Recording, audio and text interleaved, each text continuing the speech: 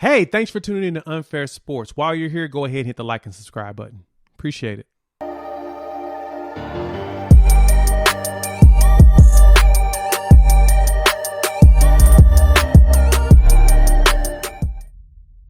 Got to talk about the last game there, though. That Bengals and that Titans game. Oh, Jimmy? boy. Oh, Hold a second. man. Hold a second. Thank you. Well deserved. Thank you. Yes. Thank you. I appreciate that. Appreciate that look. Thank you.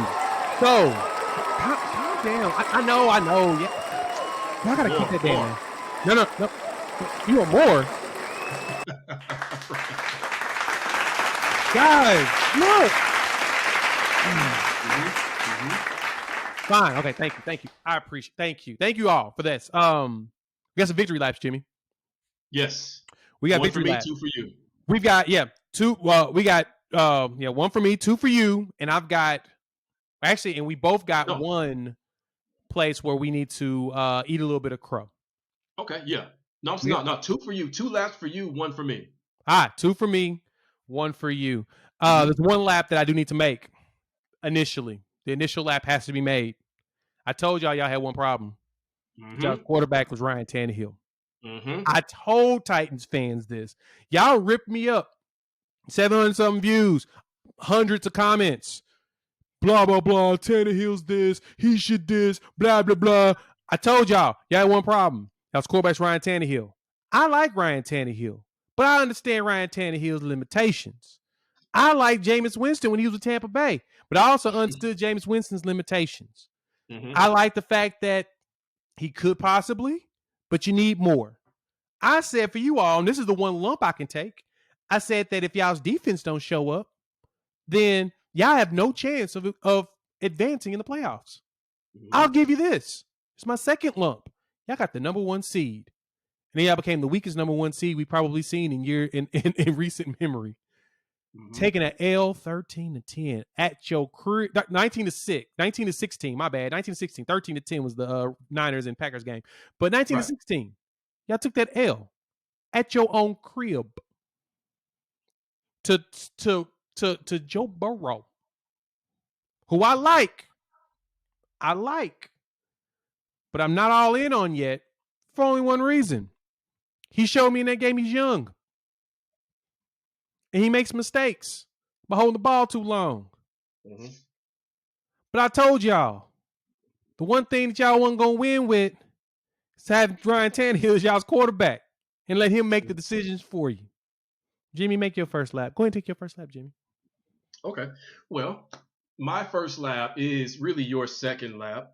And that is, we both told you before the season, unequivocally, that your team was not going to go deep into the playoffs, albeit for different reasons. We tried to prepare you for it then, just like we try to prepare the Cowboys fans every year before the season starts of how to have realistic expectations for their team. But you all got way too excited. I know what it was. It was getting Julio Jones. You got way too excited, believing that he was going to be the player to put you over the top. And as Jay has already eloquently pointed out, the good news for your team is the bad news for your team, and that is you're a quarterback away. That's the bad news, okay? Because we know how difficult it is to find quarterbacks, and Ryan Tannehill is going to be your quarterback next season. But that's the good news, that you've got pretty much everything else that you need. A.J. Brown is a monster. Derrick Henry's going to get back to form. Julio Jones, I thought, was actually pretty solid when he played. And you also have several other running backs who you saw throughout the season can be good as well with Foreman and Hilliard. And that defense, and this is my love. This is why I went 1 for 2.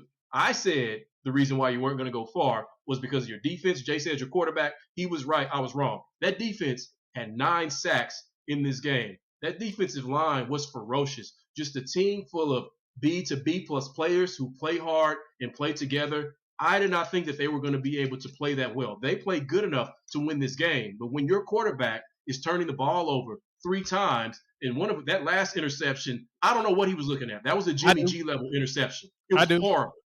I can tell you what he's looking at. Yeah. He was looking at the decisions that he liked to make. He threw the ball to a second-year wide receiver, Westbrook-Ikhine. Even though I think that he's got potential. We're seeing something out of him. He threw it to him in traffic. Did you think that ball wasn't going to bounce off his chest? Did you think the defense wasn't going to? You got A.J. Brown and Julio Jones. You make them play jump ball with somebody. I don't care. You figure that out. A.J. Brown, 5 catches, 142 yards, and a tutty. He's a man. Jimmy, you figure that out. First play from scrimmage, Ryan Tannehill throws a pick, and I'm like, yep, there we go. Then Ryan Tannehill does what he always does. He throws a pinpoint, perfectly placed pass to the point of A.J. Brown literally just had to turn, and the ball was sitting in his hand, cradled like a baby. He did no work on that catch. He got to the spot. He just turned. Boop. It's right there. And he kept going. Beautiful throw. Because Tannehill can do that. And that's what's so frustrating about having a quarterback like that is because you see those flashes. And he made passes like that last season. That's a big part of the reason why they came down on you so hard about your thoughts on Ryan Tannehill was because they believed that he was going to be that quarterback more than what he was. And they have to realize this is just who Ryan Tannehill is. He's going to astound you on one end, and then the very next play, he's going to leave you scratching your head thinking, are you watching Ryan Tannehill or are you watching Jimmy G? Like that's the frustration. I know, right? That's not Spider-Man meme. Yeah, right. Now, I will say this, Jay. I'm gonna cough up some of the crow that I just ate because I wasn't completely wrong about why the Tennessee Titans wouldn't go far, and that having to do with defense. Okay, defensive line, 9 sacks. I have to eat crow on that. They were fantastic. They were ferocious. And an interception. And an interception. But look at these passing numbers. I want you to notice something about Joe Burrow in this game. Jamar Chase, 5 catches, 109 yards. T. Higgins, 7 catches, 96 yards. C.J. Uzomah, 7 catches, 71 yards. Joe Mixon, 6 catches, 51 yards. What does that tell you? That tells you that there were different guys open all over the field throughout the game to where he was able to spread it around to multiple people, not even having to use Tyler Boyd, his third best receiver. So, yes, the defensive line was fantastic, but what was the secondary doing to where there were so many guys walking around to where Burrow could just pick and choose and he could make sure he spread the ball around on purpose. That's how he was able to do this. So in that sense, the defense did play a role in this loss. So this is where I disagree with you on the defense's role on this. And okay. You're not 100% wrong. Like, it's one of those, I only disagree because I look at one thing that they did very well in this game. All right. They gave up only 19 points. Like, Joe Burrow threw for 300 and 43 yards? 48. 48. I'm sorry, 48. 348 yards in this game. No touchdowns and a pick. So basically what they did defensively is they forced them to eventually give up the ball because what was the Titans offense doing? Giving the ball back to the Bengals. Right. So it's one of those, they didn't give up a touchdown until the second half because they were overworked and basically underpaid. There's one thing I always say. We've said this a lot on the show, and I say this all the time. The offense has to help the defense. The way the offense helps the defense is to keep the ball for as long as possible. And then the defense can get that rest and go out there and stop them. The Bengals, they drove down the field well. That drive that got them the touchdown run by Joe Mixon, that was just a defensive struggle. But then from there, they forced a punt, a 3-and-out right afterwards. Well, after Tannehill threw an interception, they forced a 3-and-out. They got a field goal from it. Then they forced the interception to get the touchdown that tied the game. Basically, the A.J. Brown catch. Yeah. Then they forced a punt. And what the offense do? Turn it over on downs. Then they forced another punt. Jimmy, the game's tied. They forced another punt. And then what happened? They threw another interception. So at a certain point, the defense needs help. It was like 33-26 on the time of possession. So it wasn't that bad, but it was one of those, dog, can y'all help us out? Can you throw a play a bone? Yeah. Well, and I think maybe, kind of with that, part of this might have to fall on Mike Vrabel a little bit. All right, so we know that they finally get Derrick Henry back in this game, right?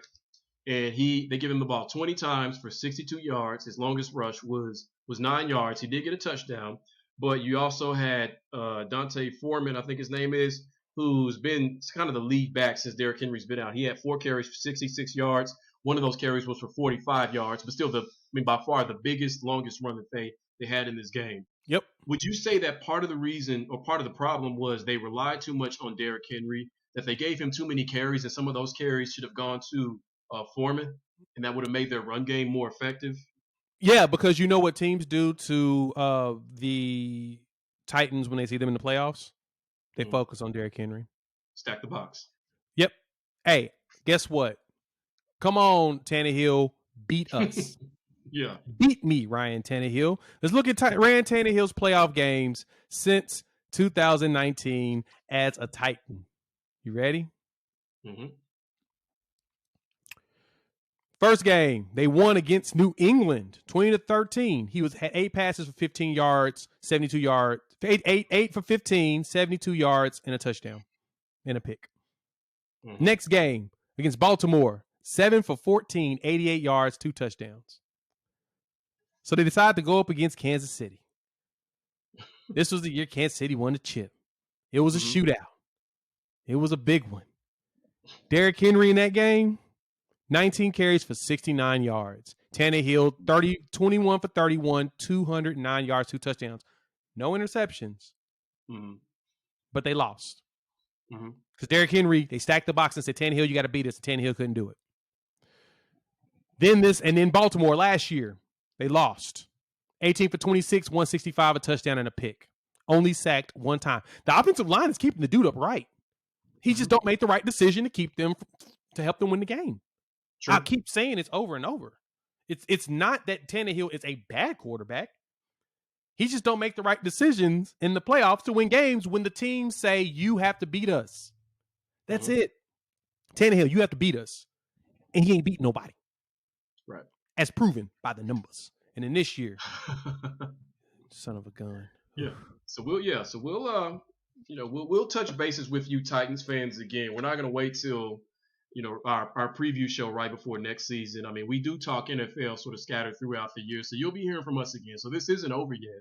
And the best that you can all do as far as with your comments, first of all, we appreciate you, listening to the show, watching the videos, and we appreciate your feedback. But just be reasonable, be realistic. Yes, you still have a good, solid team, but they're just not good enough for the reasons that we've talked about. So just admit that you all were wrong. Admit that some of what you said was mean because you didn't think we knew what we were talking about. And, in a sense, we definitely did. Jay even more so than me because I thought Tannehill was actually going to be okay. I thought it was a defense. I was wrong. So just be an adult about it. Admit that you're wrong and just move on from it. Exactly. Let's be adults here and just remember that the only thing we told you is the only reason why having Julio Jones don't matter is because the person throwing the ball is Ryan Tannehill. Yep.